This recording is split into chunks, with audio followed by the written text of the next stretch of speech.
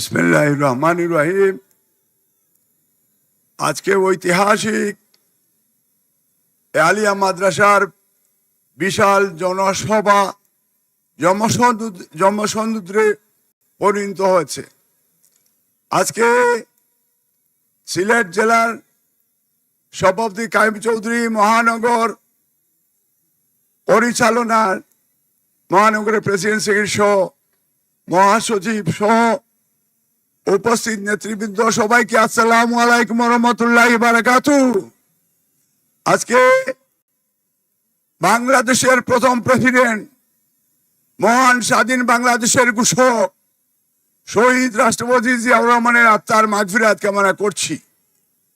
তার সাথে আমাদের মা মাদার অফ ডেমোক্রেসি মরহুমা বেগম খালেদা জিয়া বাংলাদেশের প্রথম মহিলা প্রধানমন্ত্রী ছিলেন, ওনার আত্মার মাগফিরাত কামনা করছি। এই দেশের জন্য যারা জীবন দিয়েছে তাদের আত্মার মাগফিরাত কামনা করে আজকে আমাদের প্রধান অতিথি, আমাদের চেয়ারম্যান জনাব তারেক রহমান, আমাদের বোন সিলেটের ডক্টর জুবাইদা রহমানকে আমরা সবাই স্বাগত জানাই। সিলেটে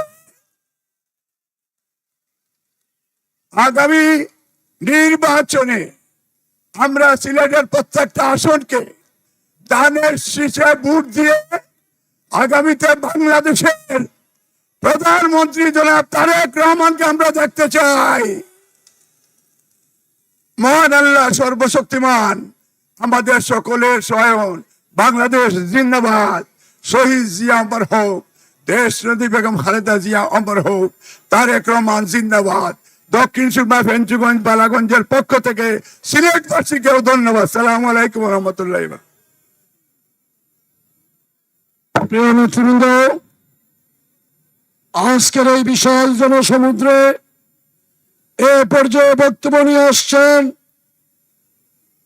আমাদের প্রিয় মহাসচিব, আন্দোলন সংগ্রামে যিনি সারা বাংলাদেশে নেতৃত্ব দিয়েছেন, ফ্যাসিস্টের নির্যাতন নিপীড়নের মধ্য দিয়েও এই আলিয়া মাদ্রাসা মাঠে বিগত 2018 সালে 22 সালে বক্তব্য দিয়েছেন।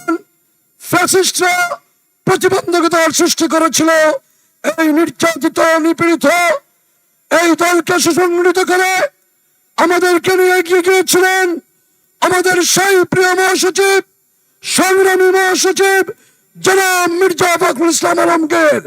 জনাব মির্জা ফখরুল ইসলাম আলমগীর। বিসমিল্লাহির রহমানির রহিম।